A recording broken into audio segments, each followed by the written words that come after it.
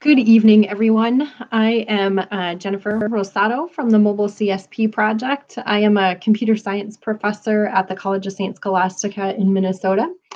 I am here tonight to talk with you about some recruiting strategies for your courses.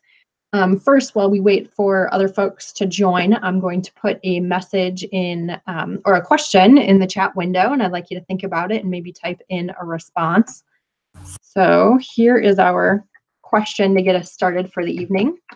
What do students consider when selecting courses at your school? So what are some of those motivators for them to take a class at your school? And I'll give folks a little bit of time to think and answer, and for other people to join us. So if you're just getting in to the watch page for YouTube there, you want to take a look at the chat, say a little hello, take a look at the question that's there, and type an answer.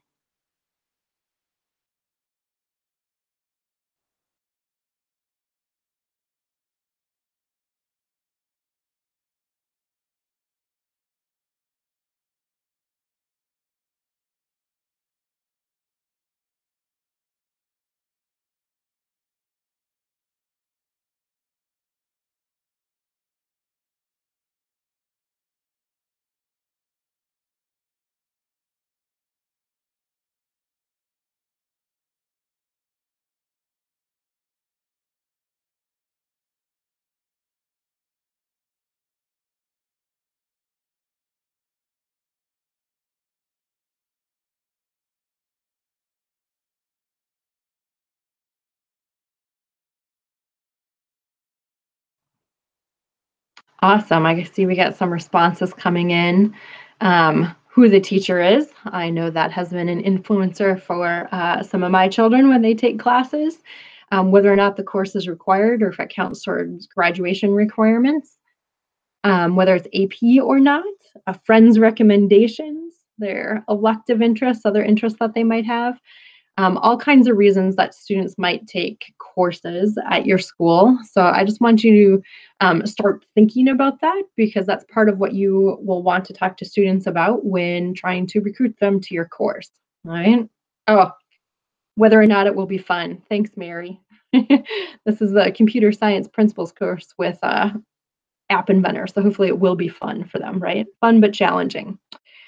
All right, if you didn't get a chance to reply yet, feel free to keep adding those comments in there. I'm going to open up our slide deck for the evening. I'll put in the link to the agenda in the chat window here too, which has the link to the slide deck so that you can get at it.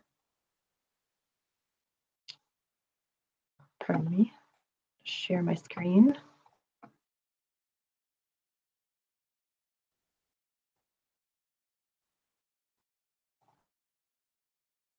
Okay, so tonight we're going to talk a little bit about why even recruit in the first place. I know that some teachers may not have ever recruited for courses before. Maybe you teach a required course or something like that, and you just haven't recruited or haven't thought about what that might do for your course.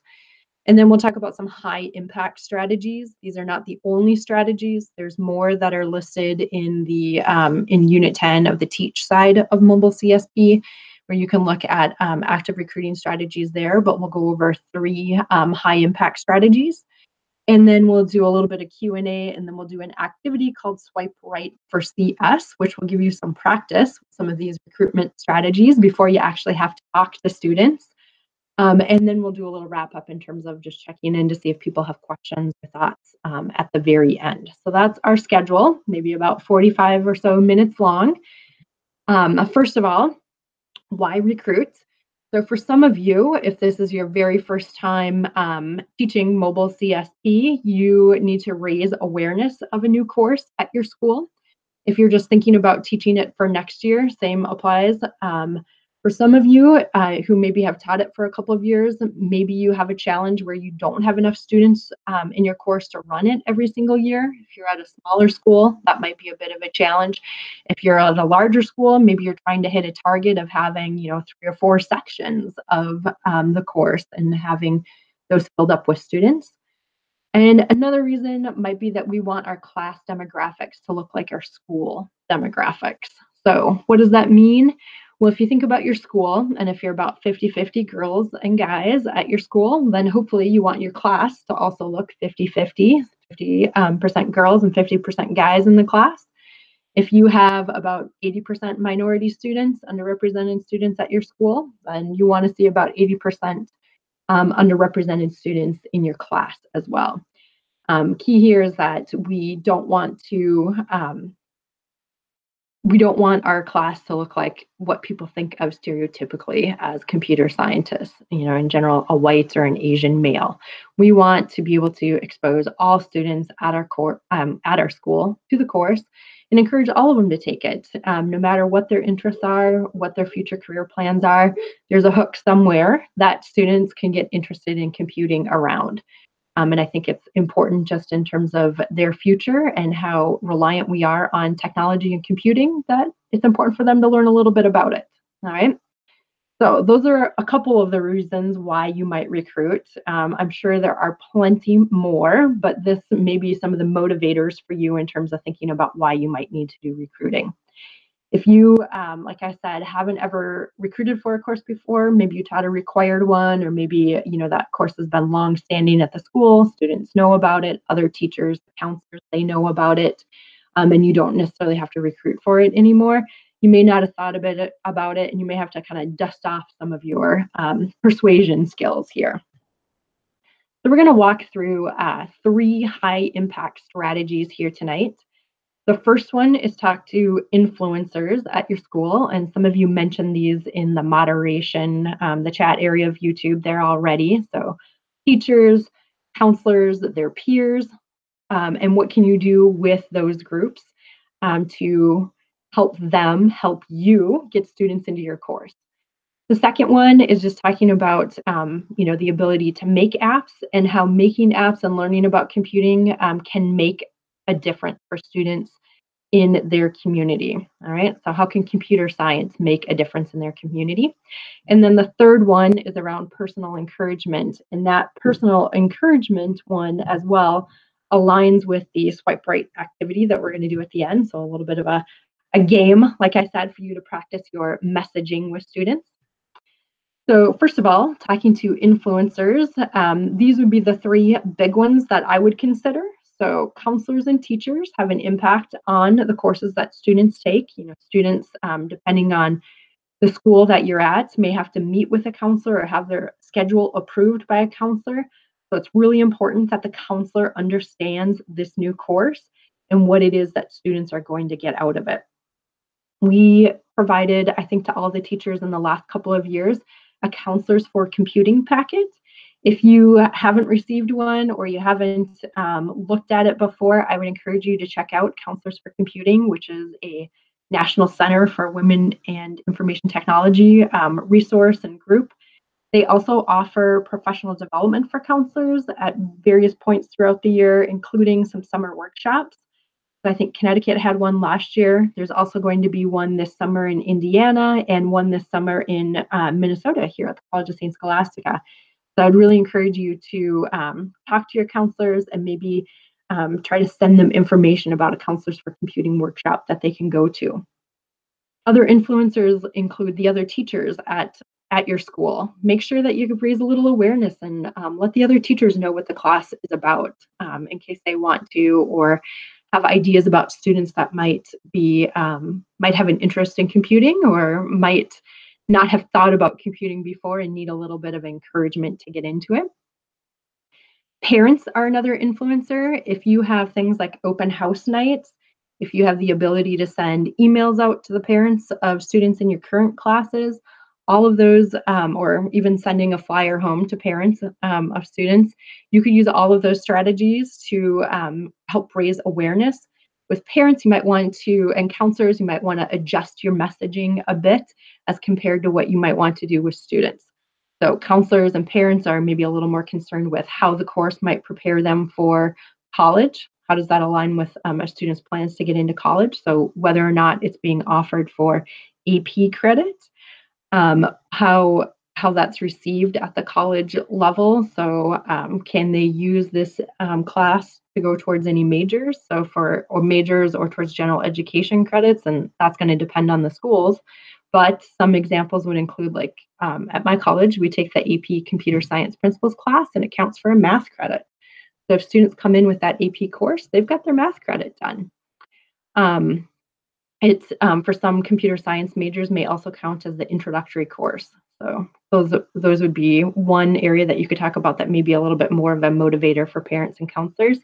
You could also talk about the job market in computing and just how skills in computer science are needed more and more every day, and hopefully that resonates with parents and teachers and counselors in the workforce already. Peers, so other students. So if you have students in your class already, if you're teaching mobile CSP, get them excited and ask them to, say, bring a friend to class one day, or maybe you can host an after school session and get those students to bring another student to the after school session, or maybe again, like an open house kind of event, you have the students showcasing their apps, and they're the ones who are talking to other parents and other students about how excited they are about this course and what they're learning and the cool app that they built that's going to make a difference in their community. So all three of those influencers, if you think about, a strategy to talk to counselors and teachers, how you might reach out to parents, and then how you might use your current students to spread the word. Another strategy that is particularly effective with underrepresented groups is talking about how computer science can make a difference, and this device that they hold in their hands all day long, how that can be really exciting and easy to build an app on it.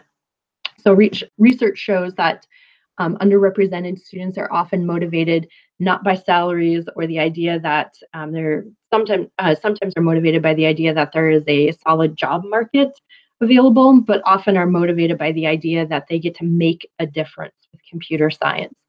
So this may be why they might initially consider careers in things like nursing, social work, teaching, because they're able to clearly see how they can make a difference in their community with those careers, but they may not understand how they can make a difference in their community with computer science, and may need some more examples help them out with it. There are some examples of apps on the mobilecsp.org homepage. If you want to check that out, we put a slide deck there, and I'll be adding some more apps of apps that my students created last fall.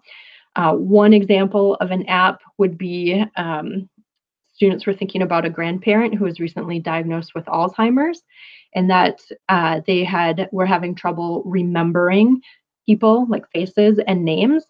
So they created an app that grandparent could use, where they would take pictures of the different faces and add names to it. And so then the grandparent could use the app to help identify who family members were or different people that they might interact with in their life.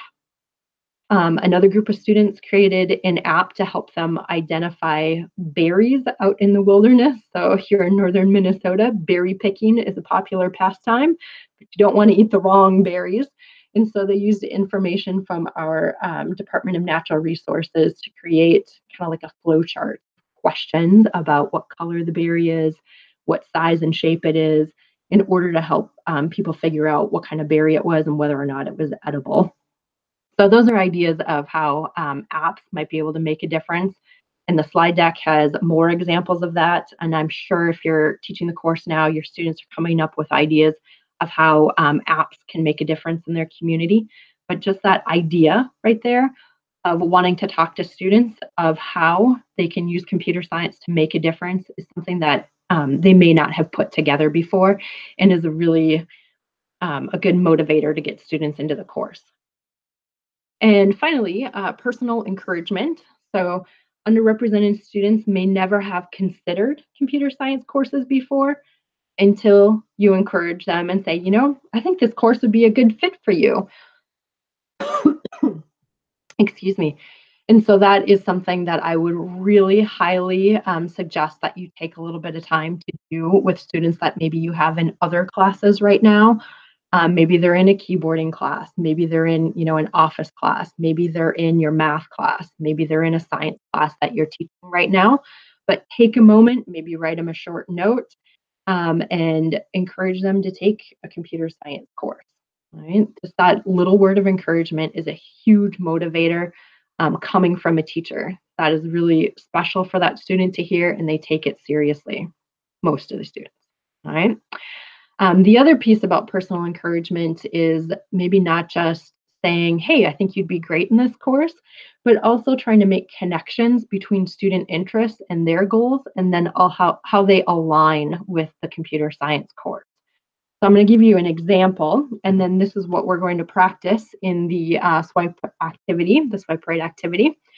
So last year, I was attending an aspirations in computing ceremony, and there was this middle school girl there who was the younger sister.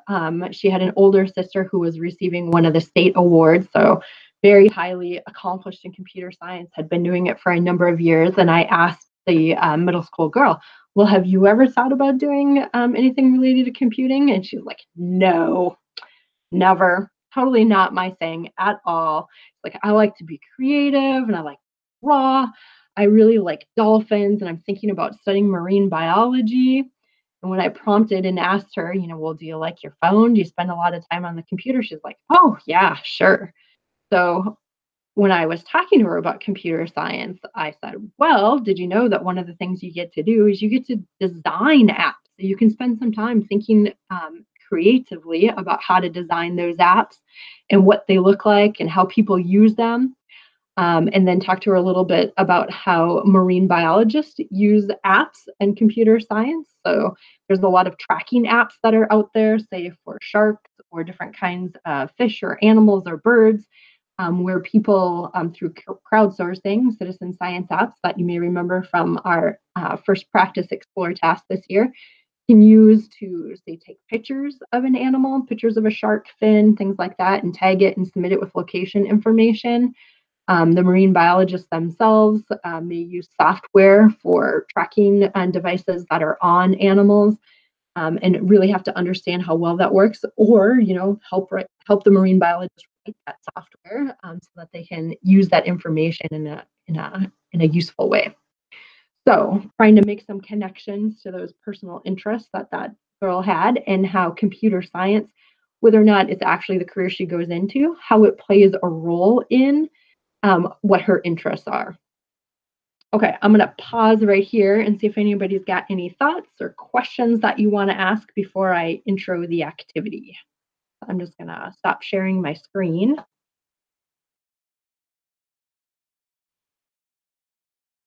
And I'll check in here on the chat window.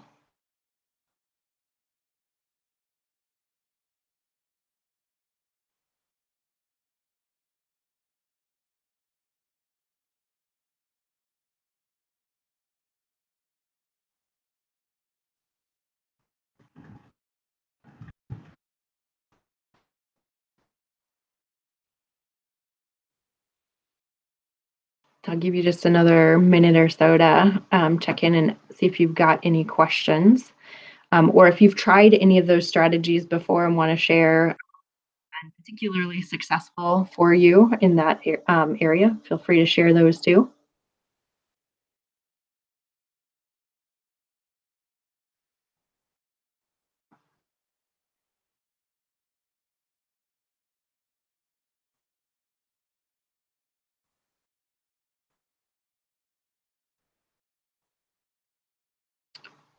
Okay, so I'm going to share my screen again, and then I'll walk you through the beginning parts of this swipe activity that we're going to do.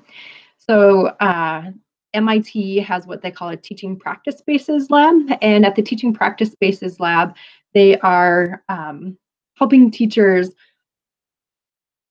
find ways that they can practice ideas or concepts or things that they want to try out with students before they actually get into the classroom. So low stakes ways to practice teaching. So that's kind of the big idea behind these things. And the Swipe Right one was developed in particular for computer science. And it is an online program here. So the URL is in the agenda. It's also in the slide deck there after the question slide. And I will put it into the chat window here super quick so that you've got it there as well. So it looks like a little mobile phone here, and you really do have to use your mouse and swipe right to play it. So when you swipe it, you'll get some directions, and they'll tell you about that you're going to see profiles of high school students that are not in a computer science course, read a little bit of information about them, and then some things that you might say to connect to their interests or things that are goals of theirs that might help them in achieving their goals. If you think it's meaningful and it would resonate with that student, then you want to swipe it to the right. If not, you swipe it to the left. So I'll just show you real quick how that looks like. So here's the first student that I see. Shane can always get the class cackling with his running commentary, but especially when he starts doing impersonations, somehow he's able to do it in a way that everyone can laugh at. So you'll have so many career opportunities, high income, job flexibility, lots of options. If you agree and think that that sounds like a motivator or something that would interest Chang in computer science, then you should swipe to the right. If you don't think it's a motivator, then you would, for this student in particular, it might be a motivator for somebody else, and you would swipe to the left. Okay? So that's the gist of it. Anybody have any questions about it? Otherwise, I'll give you maybe 10, 15 minutes to play the game, and then we'll check in together and see how it went and what kind of thoughts that you had about running it. So I'm just taking a look at the chat window for questions here.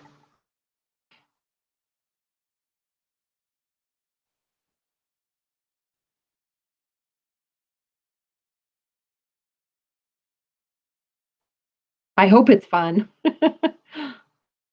Should be an easy way to practice and at least get a little bit of a sense for some messaging you can use with students.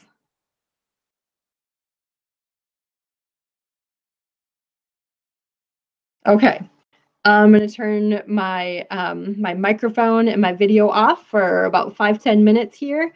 Give a little message when you get done with the activity, so I know when some of the first folks are finishing. Put a little message in the chat window, and then I'll know when to start wrapping up. Mm.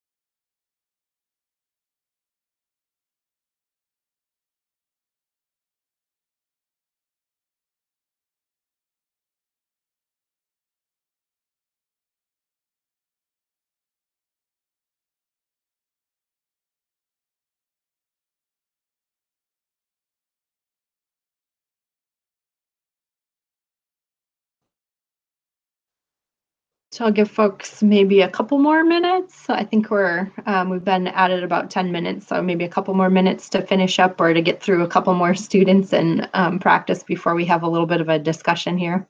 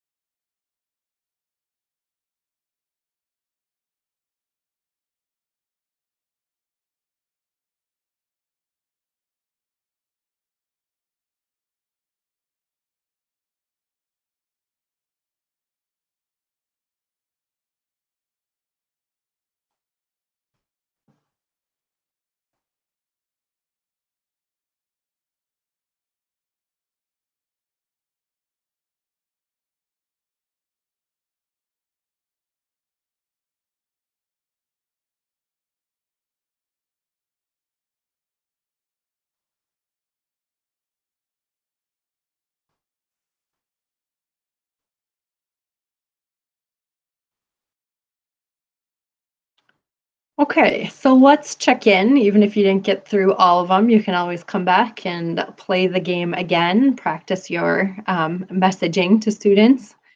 So, what was the most difficult student for you to convince? Which did you end up having any where you're like, I don't think I hooked them yet with the statements that were there? Which one was the most difficult and why? If you want to type a little message in the chat window, I'll put the question there too.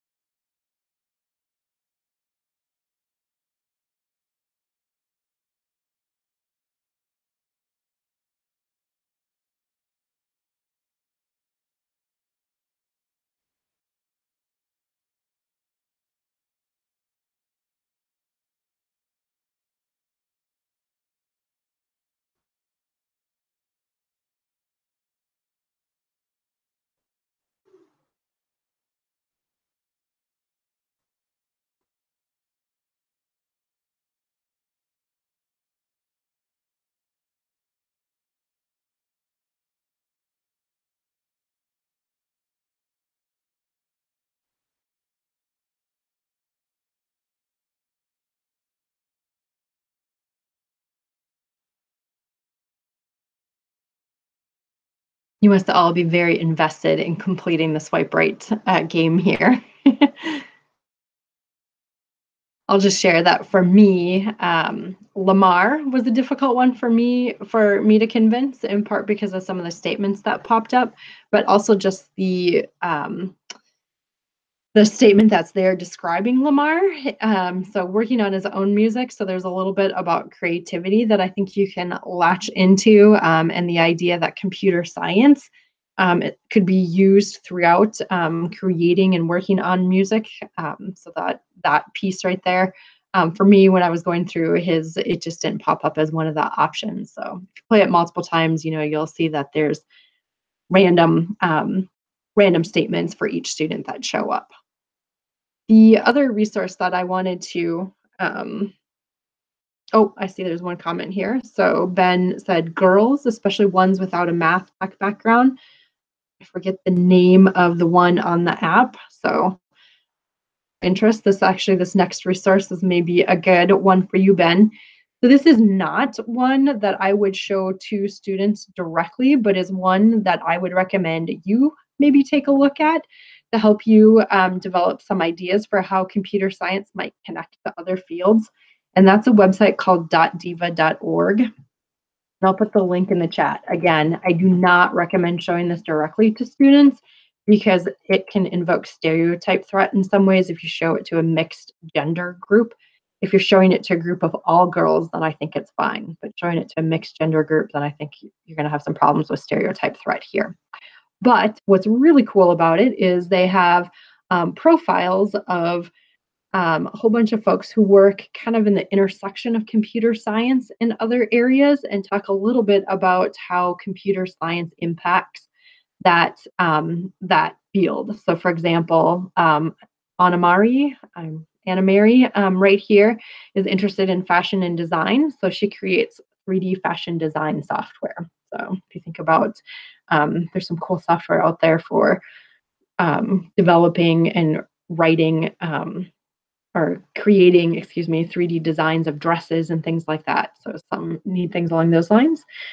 Here's one, music. I don't know if that was an interest of one of those girls that Ben was thinking about. I know one of them was music. So musical robots that can play duets, or maybe robots that can dance, or things along those lines. Um, let's see. And Pauline, maybe you can put this in the chat window. There's a cool group that has lights all over humans, but the lights are programmed to respond to the music or to work with the music. So they do a lot of creative things with programming and lights and dance all together. But there's just a whole bunch of different fields on here, and you can get some ideas then of how computer science might connect to those other interests, and it might help spark things that you can talk about with students. So just wanted to share that resource with you.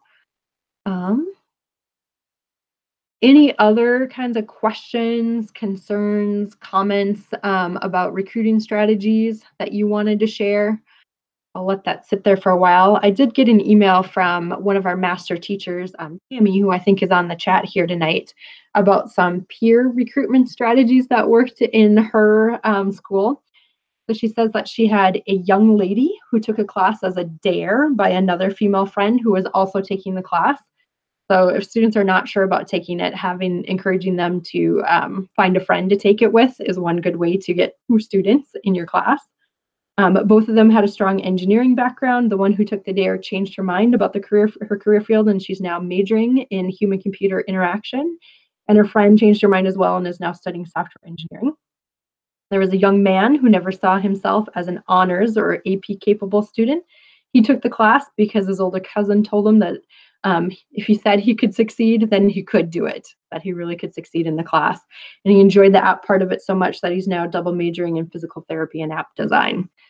We've actually done a number of collaborative projects with our physical therapy and occupational therapy departments here at St. Scholastica, where students work with students in the other major to help design apps that might help patients or doctors in those fields, so health professionals in those fields. So just a quick thought or story there.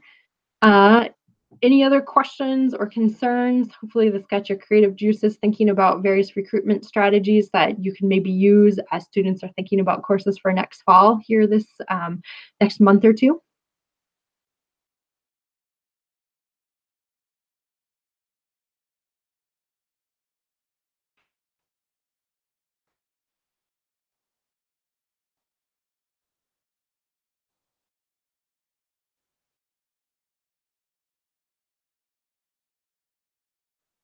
All right, wonderful. Well, if you do have any other questions or concerns or things that come up later, then please feel free to send us an email, the info@mobilecsp.org, or to post something in our discussion forum. We're all happy to chime in there.